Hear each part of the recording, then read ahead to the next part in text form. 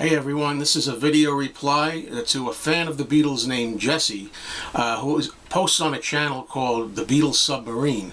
And I don't know if anybody has checked it out, but I recommend you do if you're a Beatle fan. Apparently, it consists of a lot of younger generation fans, people that starting out just recently. And that always does my heart good, as I always say, to see younger people getting into the Beatles. Anyway, on this particular video I was watching, there was a tag of Jessie's, which was 20 questions regarding the Beatles. And they were interesting enough. I really wanted to go and answer them, and that's what I'm going to do here. I don't know if this is Jessie's list or if Jessie was replying to someone else's list, but word of caution going in for the younger viewers here. I noticed on Jessie's videos, they're edited very quickly together, one thought after another, and I know that's how it goes today a lot for the younger generations, and it applies to television shows and movies, but I hope you don't get bored by this, you younger people, because I'm not going to be speed reading through this or editing quickly. I don't even know how at this point. So, let's go with question one. Okay, question one was, who's your favorite Beatle? As I've said a lot of times here, my favorite Beatle is John. And the reason John Lennon is my favorite Beatle is mainly because of his personality, and I think he's very interesting. The way he speaks or spoke what was on his mind. Doesn't really keep things hidden and, public relations man, like say Paul is. I mean, I also have a problem thinking of where Paul goes in this, because I'm also a fan of Paul, and he would be my number one in terms of music. So if we're talking about, as far as musical talent, I'd put Paul McCartney first, but just generally speaking, as a person, John is my favorite Beatle. I was glad to see Jessie give some love for Ringo out there, who Ringo is fast becoming my second favorite Beatle in terms of just as a personality. I have to say that George Harrison, no knock on him, but he's my least favorite of the four Beatles, and I think a lot of that just mainly because I just find him rather drawn in and quiet, and doesn't really say much. But musically, of course, George wouldn't be my least favorite. Anyway, that was a long-winded answer to question one. Question two was, what's your favorite era for the Beatles? Now, one of the things that's great about the Beatles is in a short period of time they went through so many phases and so many different looks and periods. I'd have to say, though, that if I'm pressed to pick a favorite era, I'm going to go with the era of, say, 1962 to 1965, through that period. I like the earlier Beatles, probably my favorite. Although there's something there for everybody in all different phases. I kind of really like that period the best, so I'm going to go for 62 through 65. Then the question is, number three, how did you get into the Beatles? Well, in my case, I got into the Beatles when I was a little boy, actually. I mean, I was born in the early 60s, and I was only 2 and 3 years old when the Beatles were really taking over the world. But my mother always tells me, and it's written down in my baby book of baby pictures, that it says, favorite music. And, she wrote down, you love the Beatles at age 3. Favorite song she would write, Help. She Loves You, Yeah, Yeah, Yeah, or any Beatles song. So apparently I was a big fan at 3. I liked them as a little kid. I was a first-generation fan, if you want to take it from that perspective. A lot of people think you got to be in your teens to really have been a first-generation fan. But someone had told me once, an older guy that was around for that's an older age for the Beatles takeover, if you will, and he said, no, if you were into the Beatles as a four-year-old kid, you were a Beatles fan. And so I've come to see it that way. But I also got into, in addition to listening to their music, I got into watching the Beatles cartoon show. There was a cartoon series that isn't on DVD officially and probably will never come out, unfortunately. And that was 1966, 67 together, so that would make me 4 and 5. And I definitely have, my earliest visual memories are of watching that Beatles cartoon when it was new as a little boy. So that's really how I got into the Beatles, so that it stuck. And I got more into collecting as I got to be older. And you might say, when I was, about the time I turned 14, I was really a hardcore collector. So, favorite Beatles song? Well, that's number 4. And of course, it's impossible. I've got so many. But as I always say, whenever this question comes up, if I had to narrow it down and say, well, if I like the earlier period of the Beatles as my favorite, I'm going to go for She Loves You as my favorite Beatles song. And I say that mainly because it just, even today when you hear it, it sounds so exciting. You could be listening to the radio and all of a sudden the beginning drum roll of She Loves You come on, and it's full of high impact energy and excitement. I can only imagine how thrilling that must have sounded when it first came out. You know, and people were really going crazy over it. I think to this day it shows the Beatles' raw energy and primitive excitement and rock and roll roots. It's just really an exciting, thrilling record. So that's why I'm picking that as my favorite Beatles song. Then we got favorite Beatles album. I just did a review on it. My favorite Beatles album contains She Loves You, and it's a United States album. So it's not really, some people see that's not official. But to me, it's the Beatles' second album, the Capitol album from 1964, that I find just to be my favorite Beatles album. And if you want to see more detail of the reasons, you might want to watch a few videos back. I just did a review on that album and why it's my favorite. If I was going to have to narrow it down to just the original British albums, that would be tough. That would be a toss-up between With the Beatles, their second album, and A Hard Day's Night, their third. Those, you know, being the early Beatles being my favorite period. Then we go for number 6. What other bands besides the Beatles do you like? Well, there's a lot of them. We got the Rolling Stones, the Kinks, Led Zeppelin, Herman's Hermits. If you want to count solo artists too, I mean, we can go anywhere. Elvis Presley, Chuck Berry. You go back to bands, Fleetwood Mac, Tom Petty and the Heartbreakers, Joan Jett and the Blackhearts. I mean, I could go on and on. There are a lot of other bands I like besides the Beatles. Number 7, what's my least favorite Beatles album? And I'm going to keep that strictly to the regular releases, you know, without going into like offshoots and bootlegs and compilations.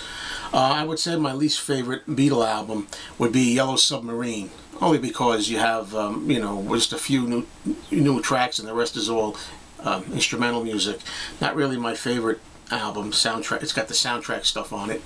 I might even say, which might surprise some people, one of my least favorite Beatle albums is the recent Love album. You know, I'm sure that I didn't see the Cirque du Soleil show of Love. I imagine the show itself would really be exciting.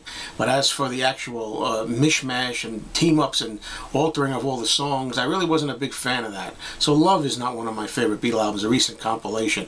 I think that album Love also perpetuates this thing with the newer people that are just starting out with the Beatles, of making the Beatles seem kind of sappy and kind of it's all about, you know, oh, flower power and happiness and love and yay, we all love each other. You know, the Beatles had some hardcore stuff in there too. And on that note, I wish they would release the Let It Be movie, which is kind of grungy and dim and, you know, not always la la la stuff. So I think Love kind of did a lot to kind of soften the Beatles.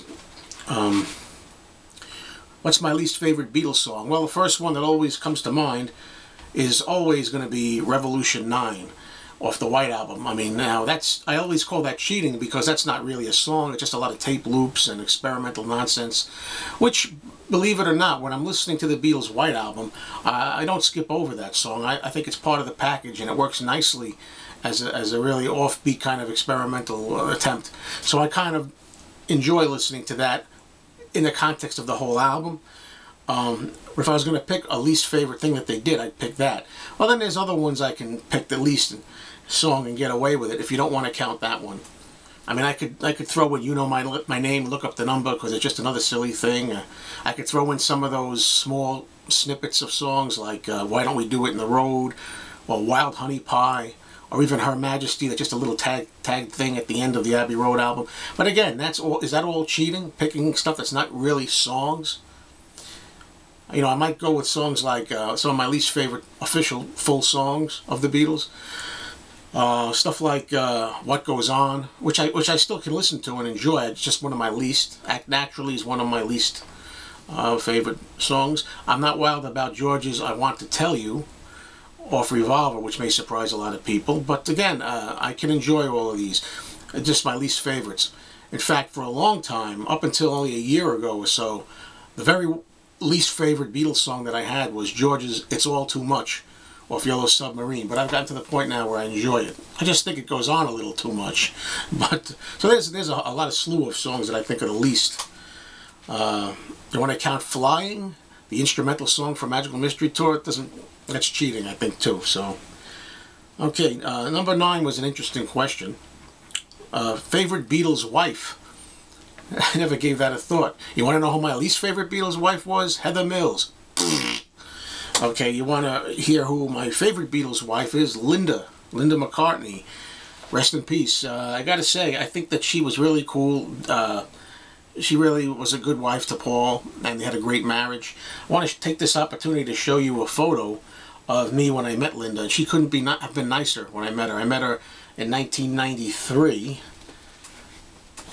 I also have a picture of Yoko, which I'll get to in a minute. There's a picture of Linda and me. That's from 1993. A long time ago now already, it seems. Pretty cool, huh? A year later, I met Yoko, and it was a very windy day, so you'll see when I met Yoko. I mean, my hair was blowing around. That's what that's all about. So it's a picture of me with Yoko. So I got this dual thing here, Yoko and Linda together. Beatle wives, you might say. You know, I put this up on the shelf back there. So, favorite Beatle wife, Linda. 10. What's your favorite Beatles film? For me, it's going to be the second film, Help. I admire A Hard Day's Night. I enjoy it. I think it's a great movie. If I was going to talk about the Beatles films, technically it's a piece of cinema. I definitely rate A Hard Day's Night as the best Beatle movie, but my personal favorite is Help. I just think it's colorful, it's wild, it's crazy. I love the music. You have to really have an appetite for silliness, but I really love that movie. So Help. What's your favorite Beatles outfit? Well, that was a real hard one. That's the first one that I had to think about a little bit. The Beatles had so many different fashions and styles. That's hard to come up with, too. Wow.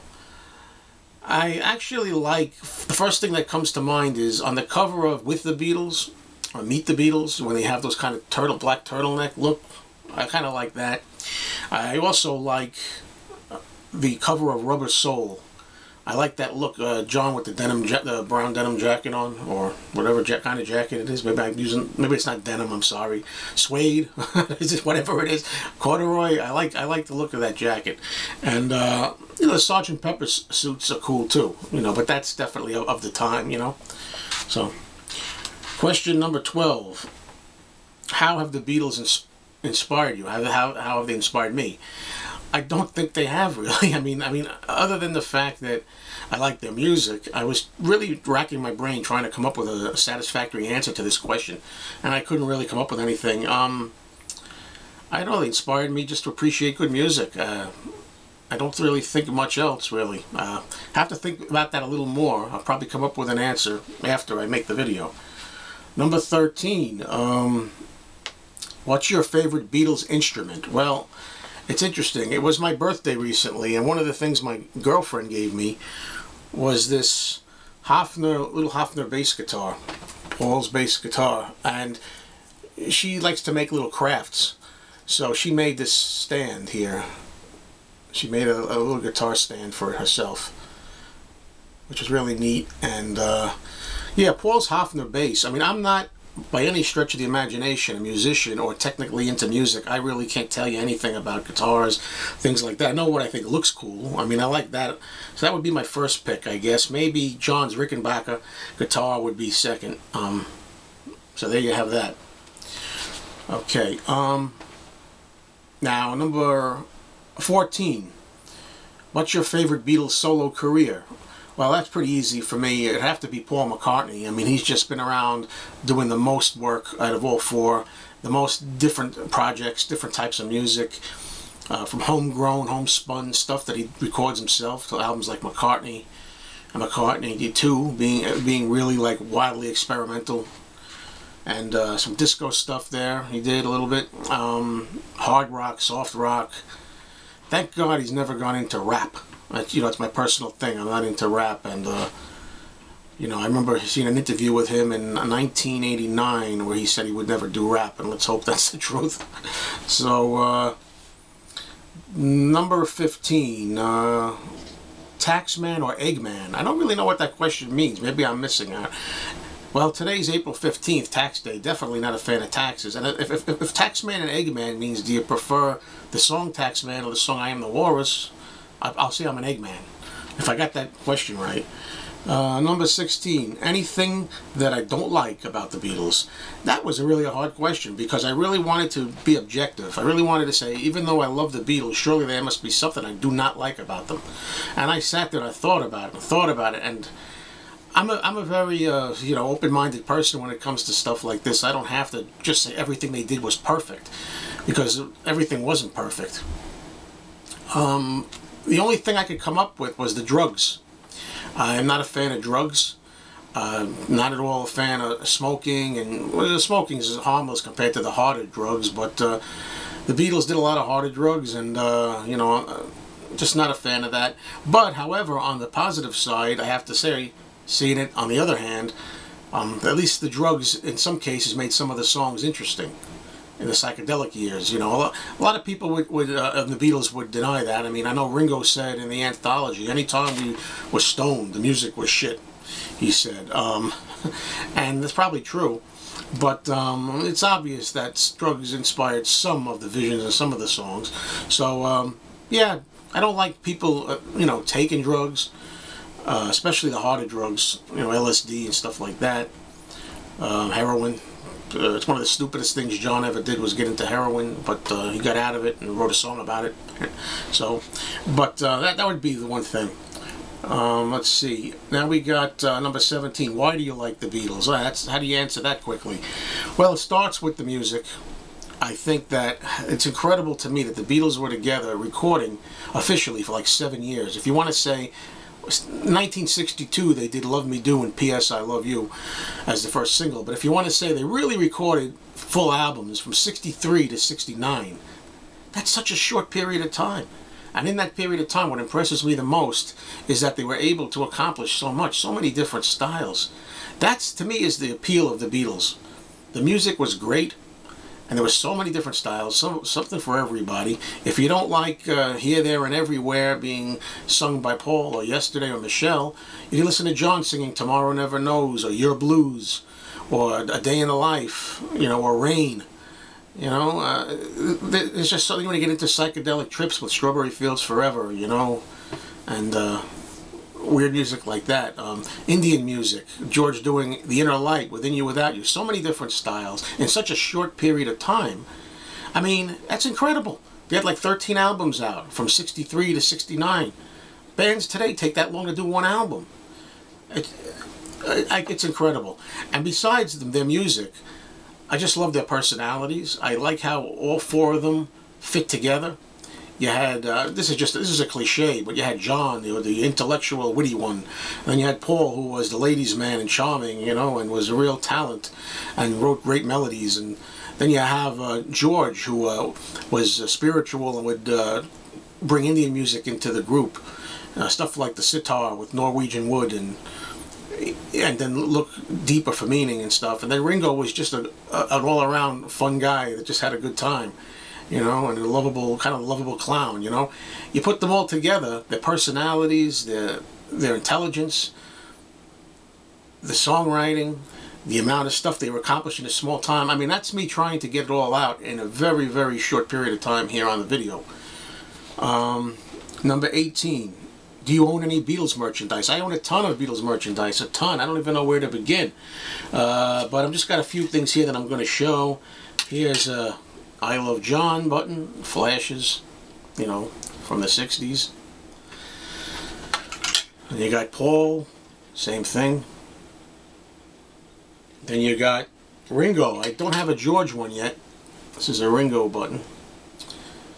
And I picked up a few buttons, if you'll hold on a minute, at the recent Beatle Fest that I went to, Fest for Beatles fans. This one, a vintage. I'm Bugs About the Beatles.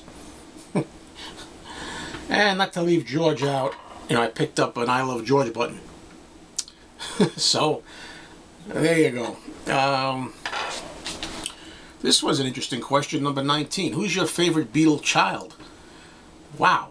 How do you answer that? Well, the first one that came to mind was Julian Lennon, but that's only because of his musical abilities. You know, he put out that great album, Velotte, in 1984, and the title song from that, along with Too Late for Goodbyes, and some other songs he had on different albums. I really think that he's a good talent. I'm surprised he hasn't had more success and more hits. Of course, he sounds a lot like his father, but to me, Julian is probably my favorite Beatle child musically. Okay, if you want to talk about in other ways, I don't know, Danny Harrison, George's son, is really cool. He looks a lot like his dad, and he seems to be a cool dude.